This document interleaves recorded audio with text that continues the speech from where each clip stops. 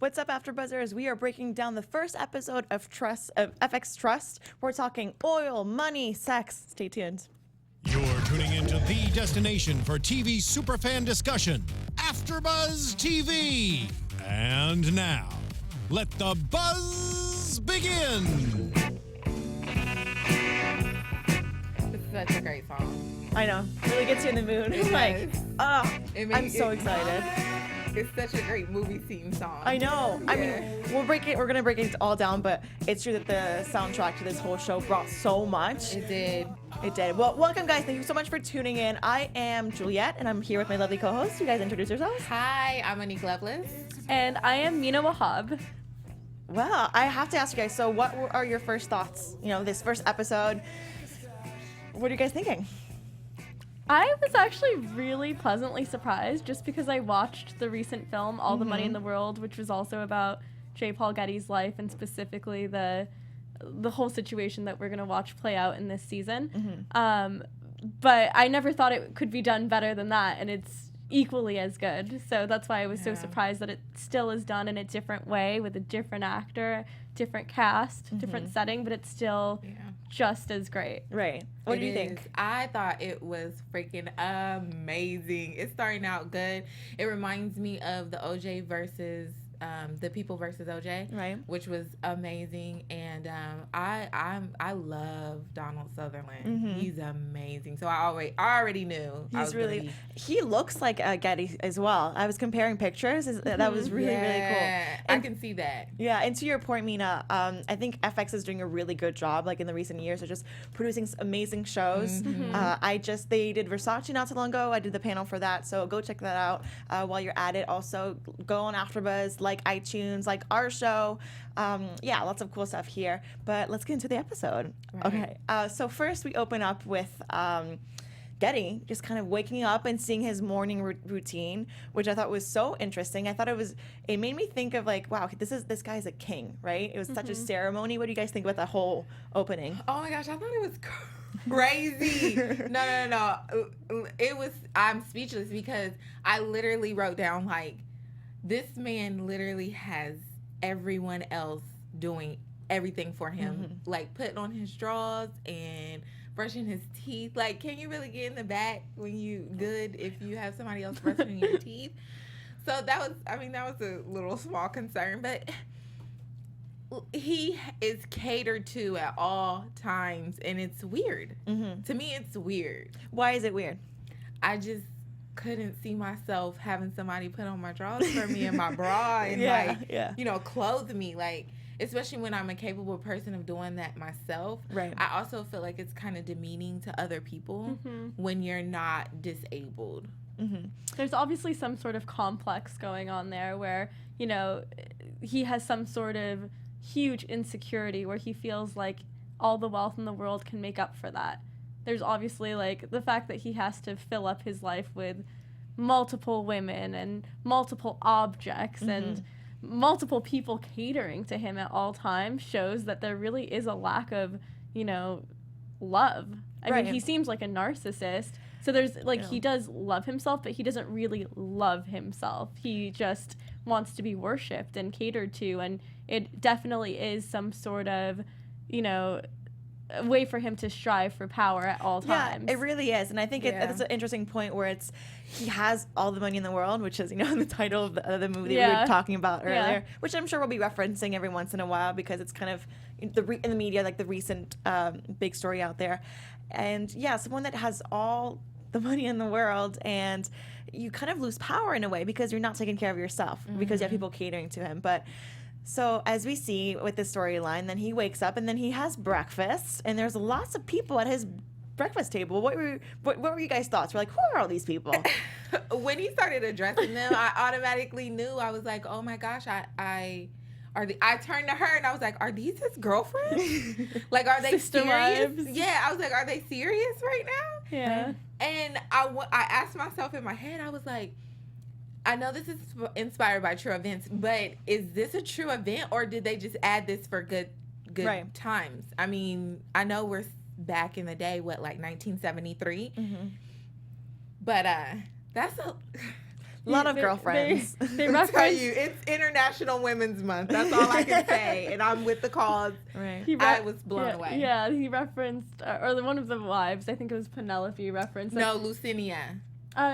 He asked him who loves me the most. Oh yeah. Well, I was saying one of the main wife, Penelope. Yeah, Penelope. She said later on in the show that this is some sort of arcane custom inspired by the Middle East, and I'm Arab, and it is the rule of thumb is if you can love them and respect them and treat them equally, then it's okay. And he's obviously not doing that. It's a competition for who loves me the most. And I did automatically think of King Lear before they said that. I was like, oh my God, we all know what happens with that, and how it's just it's an ego stroking competition. It's a way for him to flex his muscles and be like, I have all the money in the world, and which one of you loves me the most or is the most deserving of my assets. Right. And therefore, yes, he has all the money and has all the power, and it's always business, right? Did you guys notice that? He sat down and he's like, who loves me the most? And he's not trying to get his ego stroked. He's trying to figure out, okay, who has the information about what's going on in the world, right? In the Times Magazine, the stock has dropped or this and that has happened. So that's,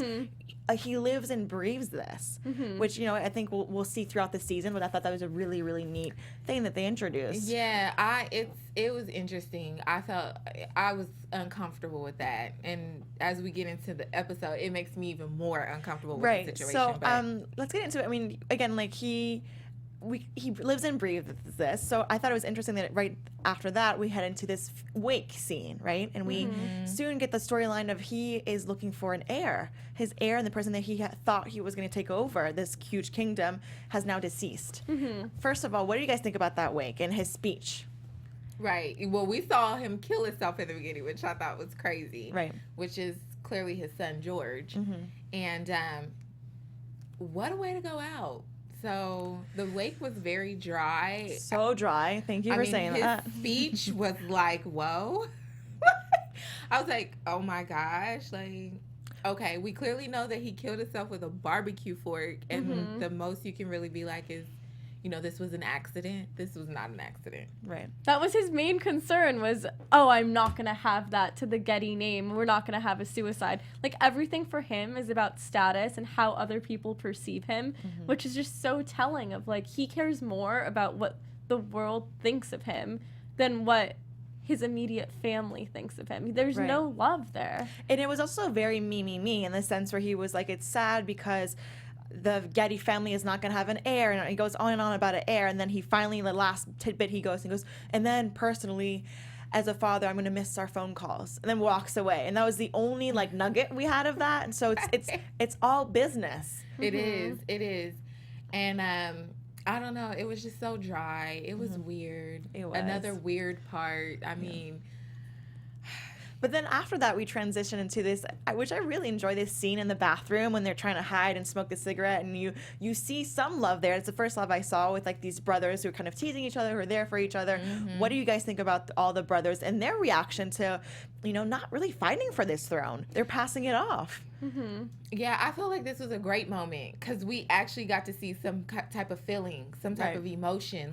They're, even though their father was very, very, I would say, mean to them or dismissing of them as people in general, it seemed like they still had love for each other and they accepted each other exactly how they are. And so I really enjoyed that moment. It helped you to kind of get into a more place okay, I do kind of feel bad for this family, instead of saying I don't feel bad for them at all because this man is crazy. Right, he is. Were you shocked by the fact that they were passing it off and they weren't fighting for the title? They all were coming up with excuses saying we're busy. What do you think of that?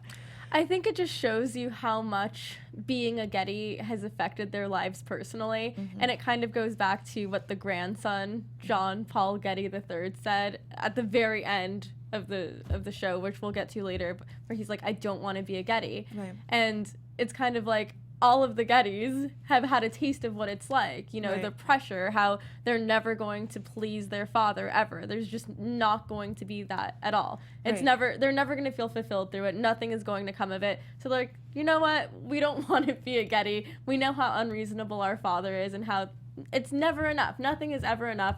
I want out. So for me, I totally like understood that. I was like, yeah, it makes sense. You know, money isn't everything. Right. And I thought it was interesting too how they all had their own passions, right? And I love how they cut that scene where it kind of seemed that as if John Paul Getty was in the bathroom listening, but maybe he wasn't. He was within his own thoughts, and they were going back and forth, and I thought that was so cool. I did too. At first, I thought he was actually in the bathroom listening, but when they showed him on the armoire, the chair, or the sitting seat, I was just like, oh my gosh, he's not. But the thoughts that they're saying are obviously the thoughts that he's having in his head, like, who's going to take over, because he knows. Yeah, he knows. And so then we head into the scene where he's sitting and it looks like he's having some kind of panic attack, right? He's breathing really heavily and he was like, oh, okay, well, I have one drunk, one guy's working on a symphony, like, which is funny because a supporting dad would be like, that's great, you're working for a symphony, and he's like, having none of it.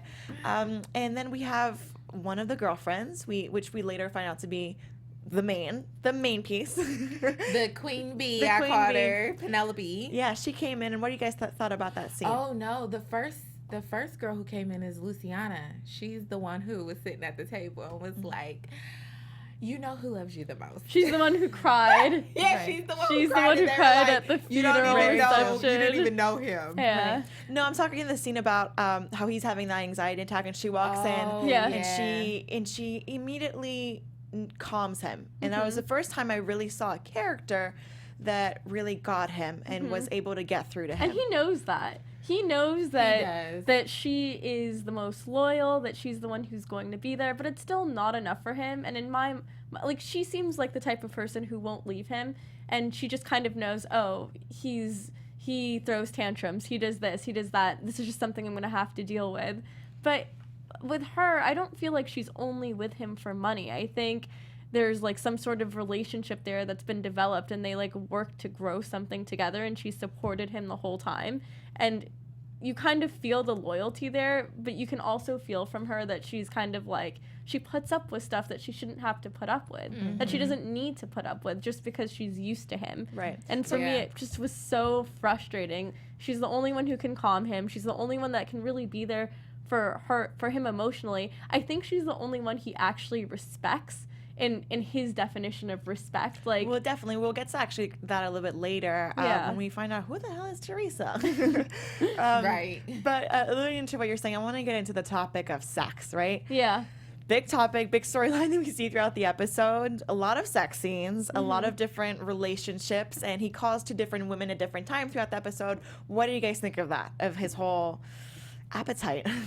Like, he just wants variety because he thinks you can just buy whatever you want. He thinks, I have the money, I have the wealth, I can choose and select what I want. He sees everything as a transaction, right? There's not necessarily emotion, but there's power and there's some sort of transaction. I provide this, you provide that, and it's very like tit for tat. And it's so robotic in a sense. Like, that's not how the world works. Right. I mean, that's how certain aspects of the world work, but I think that's something that we're going to see in later episodes kind of be his demise. Like, not everything is transactional in nature, and he doesn't understand that. Right. He does not. And one thing I wasn't prepared about was the grandson, his big entrance, right? He walks in, we're at this wake. You have his father, so they're all named John Paul Getty, so it's gonna be a little hard getting to them. But John Paul II, right, is trying to plead his way to get back into the family and trying to get back into the business, and that immediately is broken by the entrance of this hippie-looking guy. What were your first thoughts on this character? Man, I actually love this. Like, I love how this was directed, how it was kind of played out. I love this scene because it actually brought kind of, like, you think about it, the new and the old together to see the huge difference. Right. Of how you can still be smart and, and younger, but there's this dynamic where there's that middle person, but the dynamic between the young and the old is so much different. Right. So you can see it, and the like the way that they compared it was so great. So when he walked in and he was just like, oh, whatever, this like, I don't care crazy what nobody outcast, thinks of me. right? Yeah, and then you have the old man, you got the senior, and he's like, I think of what everyone cares of me. I have on my suit and my tie. I don't like jeans. I don't, it was a great juxtaposition. Like, I loved it. So I thought it was great. I thought it was great too. What did you think of the girlfriends' reaction to this young John Paul Getty walking around? Yeah, I don't know. It was just kind of like, it was impeccable timing, first of all, for him to come in like at that one exact moment where he's about to, like, where his dad is about to, like, make his mark and do that, and his girlfriend, or the dad's girlfriend, has been kind of amping him up for this, and then it's just like, oh my god, really? You're gonna come in now? And I loved everything you said about, like, the juxtaposition between old and new, because it's so true. It is. And it's almost like the grandson has more power in a way because he's so liberated and free, and he doesn't care what people think of him. He's just such a free spirit, and I feel like that's kind of, I mean, that would help Getty the most, is to kind of be more like the grandson. Right. Yeah. You know, not be so uptight about things, not care how people view him, but, you know. Yeah. Yeah, well, and then from that, I want to talk a little bit more about how we see throughout the episode their relationship really blossom, right? Which I thought was really, really cool, because as we're talking about, he walks in, you can definitely tell the grandfather is judging him, and he's like, what in the world is going on? And then slowly he starts to gain an interest in him. What do you guys think about that? I thought it was really cool because the dad went off on a tangent saying that he wasn't going to accept him because, he was in jeans. He doesn't like jeans. And the ladies were talking about his hippie jeans and how, he came in and he was kind of just all over the place. He was a mess. Clearly, in this environment, he was technically the mess. So what happened was when he started, telling him and being interested in the things that he's interested in, I really appreciated that, because once again, it goes back to the old and the new, where you have the older version who already kind of dismisses you or counts you out because of the way you look or how you act or what they think, maybe in their minds about you. But it's like, hey, no, look, I'm up on these things. I enjoy these things too, but and then he throws out there like, you're a cool dude, and he's like, I'm thinking that's a compliment, Right? So it's like so great to see just that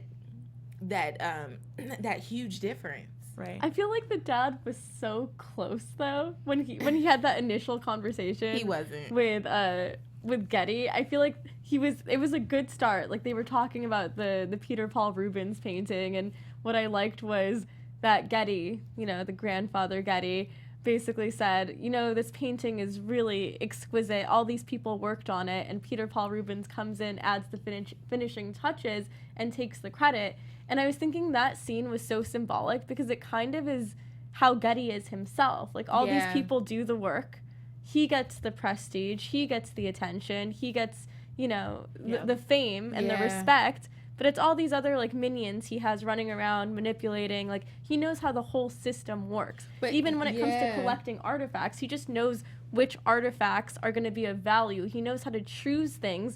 He never put in the work into creating it. He has all these people there for him telling him what's of value, what isn't of value, and he just kind of has the resources to be like, yeah, I want that. But he has all these people researching these things for him. So in a way, like, that scene was so memorable for me because it was like, wow, he basically is Peter Paul Rubens in a different way. What comes with that too is that he carries the name, and there's there's a lot of pressure, and it all is on his shoulders. So yes, and that's true to every kind of brand name, any kind of celebrity out there. It's not one, they have a team, and so that it's a give and take, and I really felt like you said, also in that moment where he was like, well, who doesn't know that? He's like, my whole staff. So we also got to see a side, now it puts hope in you. Everything needs to put hope in you when you watch a show, and that's what makes this show so great, because then it puts hope back into you liking the grandfather. And it's like, okay, well, maybe this just might be the turnaround he needs. Because he's not trusting anybody. He feels like no one in the house understands the things that he likes, what he likes to do, why he works so much. And it just, I don't know, it was really good to see that kind of start blossoming and flourishing, because we get to see a different side of the granddad too. Right, right. Well, talking about flourishing and blossoming, I think you have a little tidbit for our viewers. Right, I do. So, if you want to have fun and learn, grow in all areas of your life, for those who do, we have a podcast for you. Ooh. Conversations with Maria Menounos podcast edition is hosted by our AFTERBUZZ TV founder and drops every Friday on iTunes. Conversations with Maria Menounos features celebrity influencer interviews, along with secrets, tips on how to be better in all aspects of life, from health and wellness to career, relationships, finances, and even more. Let our Maria be the big sister you've always wanted. Just go to iTunes and subscribe to Conversations with Maria Menounos for free. Yes, you heard it right, for free. Be sure to rate and comment, and when you do, let Maria know it was us that sent you there.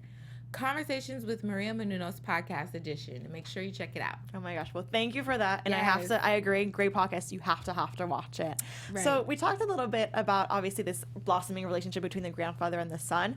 I really want to talk about the two major things that brought them together. Number one being art. Number two being oil.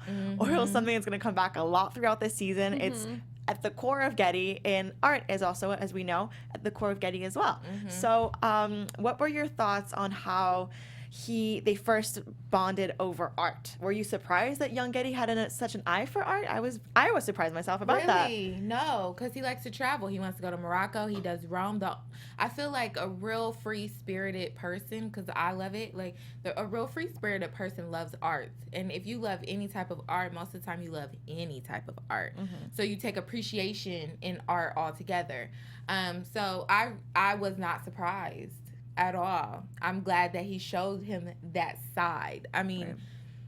The place that he came from was clearly not right, but the interest there was really cool. I was surprised just because he's so young at the time. So that he developed an eye for it.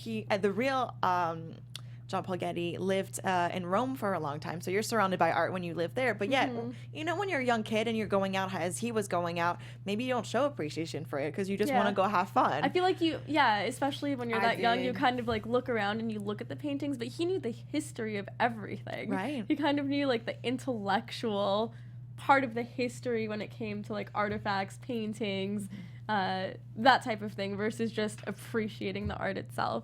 Right. And I wasn't surprised, because when I started learning about, like, I went on a tour with Anna, for Anna Leibowitz's whole situation. So I knew her breakdown before I even entered out of high school. So I wasn't surprised at all. I think it's just something that if you take interest in completely, and knowing that's his background, most of the time you start taking interest in your inheritance or your background or whatever little pieces that you do know about yourself. Right. So I wasn't surprised at all. Yeah, I know. I thought that was just so cool. And like we were saying, you could see a light in his eye, and he was just, again, like really into the whole intellectual aspect. And then therefore that's what grabs his attention. And then we slowly start getting into the business of what oil is. That whole breakdown. And how whole it's breakdown. just, and even how it's just, it's not just used for like gasoline for your car, it's used for everything. Right. Like how you're saying, like all the different uses of it, and like thinking on a bigger scale, you kind of like see how Getty's mind works and how it just doesn't stop at one thing. There's like a whole system in place for everything he does, and he's just Right. I want to get to that later about the Yeah. whole trust. But yes, the fact that they hop on a helicopter and they're visiting all the oil, and he's really showing The rigs. the rigs and how this whole business goes together. And I thought that was just really neat, because as you're saying, okay, what's made out of oil out here? Like even on this table as we're watching, people at home like take a look. I didn't even realize that. Right. You know, Yeah. I knew it without really thinking about it. So he Right. does have so much power where he controls everything. Yeah. I thought that was so cool. He has a little piece in everything. He really does. He owns it, and that's really his whole MO. And then something, as you were discussing, Mina, I want to talk about is how the whole like ecosystem works. This man did not want to pay taxes, and if you see in the movie All the Money in the World, they really describe that as well. At the end, they're saying he everything goes in the trust. So he starts with the trust, invests in the oil, then it's this whole circle, then the hotels, and then back into the trust. He is so gritty that he doesn't want to pay 70% out of taxes. And that's also what allows him, the real John Paul Getty, to be so rich, right? Because he never has to pay these taxes. Were you guys aware of that whole thing, or did that scene surprise you in any way? It did for me, because, well, I mean, as far as we know, I mean, no rich person really pays taxes. Yeah, and I really was be kind of honest. thinking about that. And you know, not to get in politics, but it's not a surprise, Right? Yeah. Like, I mean, it's not a surprise. Yeah. So, I wasn't surprised at all. That's nothing new. I mean, but I did like how he did the breakdown. That was really cool. So I like that part, but. Okay, I mean, it's not anything. The part that was surprising was that he understood the ecosystem so well. I feel like with other people who have a lot of money and influence in the world, they don't necessarily know the mechanics of how it works. They pass it on to someone else who understands everything. I know, like, I mean, Donald Trump to a certain extent is a very smart person, but he has people who do things for him, and he knows, okay, I'm, like, once he said in the news, like, I'm smart not to pay taxes in this instance because I was able to write this off. Right, but I think you made a great point in the sense where around. it's like when people are very affluent and they pass it off, and as we've seen, people are brushing his teeth, right? So you don't expect this man But to he's be savvy. so in But control. most But people- he knows exactly what's going on. But most people, and I've worked with a few, like one of my bosses was a millionaire. They sign every check. Like if you asked Oprah, she signed every check. Most people who are in that they do deal with it. They pass their finances off to accounting because it's a lot. But I guarantee you, Donald Trump signs every check. So they understand, to be that affluent and to have that much money. Most of the time, they do have their hands somewhere in it. The people who go bankrupt, I mean, even though Donald Trump has filed bankruptcy multiple times, but that could also be to get out of certain situations, not to have to pay for them. But most people who are affluent and have riches like that, oh yeah, they know how to monitor their money, without actually having to do it. Okay. Well, I really want to get into the main question I had in the beginning of the show, and then beginning of the episode. Who is Teresa? Right? Who is Teresa? They made a big deal. They made a big deal of it to Teresa. At the breakfast, they bring her up, and it's this new person that's coming. He throws her a party, which I thought was really cool because we kind of get to see the inner workings of how that whole society works, and with the party and the kitchen and everybody's working. What were your thoughts on that whole storyline? I was first of all, Bullimore, and we haven't mentioned Bullimore, but Bullimore is his butler, which he's amazing. Right. So loyal. Yes, so loyal. Just a really loyal person. But he had mentioned that he was like, oh, African.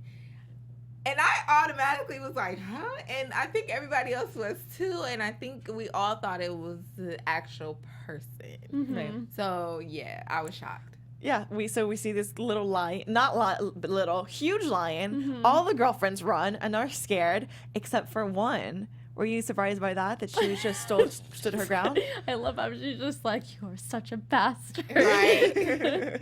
Like, this is just how he is. It's like flexing his muscles, his power, his dominance. Like, who needs a lion to be flown in? Come on. I think it was a tiger, wasn't it? And throws a party for his tiger. Like, it was a tiger? Yeah, it was a tiger. It was a tiger, yeah. A lion has a mane. Exactly, yeah. Yeah, it was a but tiger. he threw the tiger party, which I thought was really crazy. Yeah, and the tiger didn't even get invited to the party. He wasn't even in the party. Like, yeah, it was weird. That was weird.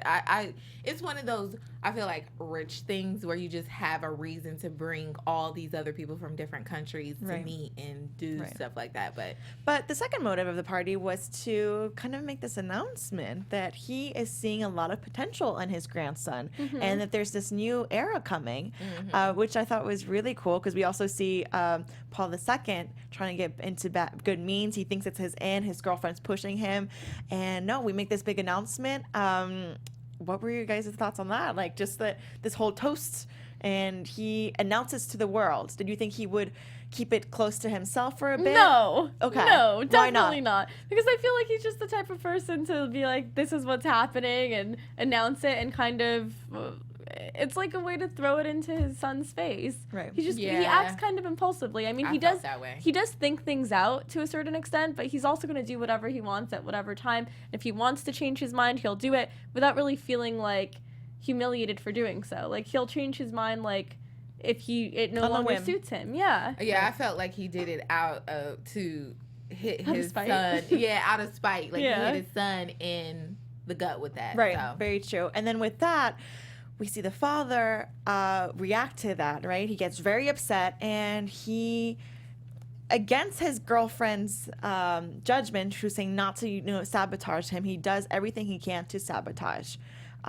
with this magazine that we referred to before, right? The Playman magazine. Playman. And he goes up to Getty and shows him the magazine.